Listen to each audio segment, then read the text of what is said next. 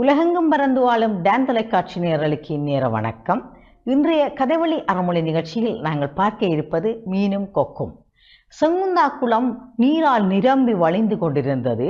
அந்த குளத்தினுள் பச்சை பசேல் என்ற பெரிய இலைகளை கொண்ட தாமரைகள் அழகிய பூக்களை பூத்திருந்தன.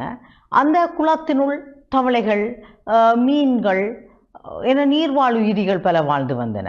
அந்த குளத்தினுடைய அருகிலே, அந்த குளத்தினுடைய விளிம்பில் ஒரு கொக்கு, வெள்ளை கலர் கொக்கு ஒன்று, வெள்ளை நிற கொக்கொன்று தன்னுடைய ஒற்றைக்காலை தூக்கியபடி நின்று கொண்டிருந்தது. இந்த கொக்குக்கு வறுப்பேறும் வகையிலே இந்த மீன் என்ன செய்ததுன்னு சொன்னால், துள்ளி துள்ளி பாய்ஞ்சு துள்ளி துள்ளி அது அப்படியே துள்ளி கொக்கை எட்டி பார்த்துட்டு திருப்பி துள்ளி போகும், துள்ளி திருப்பி கொக்கை எட்டி பார்த்து துள்ளி போகும். அப்படி ஒவ்வொரு நாளும் செய்து கொண்டிருக்கையில் எப்படியாச்சு இந்த மீனை பிடிச்சிடணுமென்ற ஆசை கொக்குக்கு வந்துச்சுது. அப்போ இந்த மீனுக்கு விளையாட்டுத்தனம் கூடி, குறும்புத்தனம் கூடி, மீன் என்ன செய்யுதுன்னு சொன்னால், அந்த கொக்கை மேலும் வறுப்பு ஏற்றுக்கிறது, கிட்ட போகிறது, அப்படி போய்கொண்டிருக்க அந்த கொக்கு என்ன செய்கிறதுன்னு சொன்னால், ஒரு நாளைக்கு எப்படியாவது பிடித்து விடணும் என்று காத்திருந்த கொக்கு அந்த மீனை அப்படியே தன்னுடைய நீள சொண்டாலே எட்டி கவ்வி அப்படியே விழுங்கி விட்டது. அப்படியே விழுங்கின உடனே என்ன நடக்குதுன்னு சொன்னால், கொக்கினுடைய வாய்க்குள்ளே இருந்து அப்படியே அது மீன் கொக்குன்ற வயிற்றுக்குள்ள போய் அங்கே இருக்கிற அமிலங்கள்னாலே அது சமிக்கப்பட்டு விட்டது. இந்த கொக்கினூடாகவும் மீனினூடாகவும் நாங்கள் என்னத்தை அறிந்து கொள்ளலாம் என்று சொன்னால், துள்ளுற மாடு பொதி சுமக்கும்.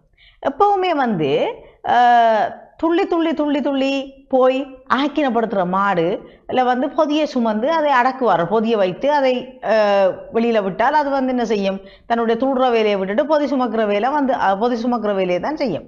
அதே மாதிரி தான் இந்த மீனும் என்ன செய்கிறது என்று சொன்னால், தண்டை இருக்கும் இடத்துல பேசாமல் இருந்திருந்தால் ஒரு பிரச்சனையும் நடந்திருக்காது. கொக்கை வறுப்பேற்ற வலிக்கிட்டு கடைசியாக அந்த மீன் செத்து கொக்கின்ற வயிற்றுக்குள்ளே போய் செத்து போயிட்டு.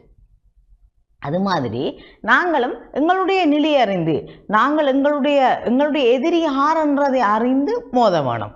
இப்போ எதிரியாலே பெரிய ஆபத்து வரும் என்று சொன்னால் அதிலிருந்து ஒதுங்கி போவதே மேல். அப்போ கொக்கு என்ன செய்கிறது, கொக்கு மீனை விழுங்கி விட்டது. இந்த மீன் தன்னுடைய பலத்தை உணராமல் செயற்பட்டதால் மீன் இறந்து போய்விட்டது. அப்போ இந்த கொக்கு கூடாகவும் மீனு கூடாகவும் நாங்கள் என்னத்தை விளங்கிக் கொள்கிறோம் என்று சொன்னால், இந்த உலகத்தில் எங்களுக்கு யார் எதிரியாக இருக்க தகுதியுடையவர்களோ நாங்கள் அவர்களுடன் மட்டும்தான் மோத வேண்டும். எங்களை விட பலமானவர்களோடு நாங்கள் மோதுகின்ற போது எங்களுக்கு ஆபத்து நேரும் என்பதை நாங்கள் இந்த கதையூடாக அறிந்து கொள்ளக்கூடியதாக இருக்கின்றது.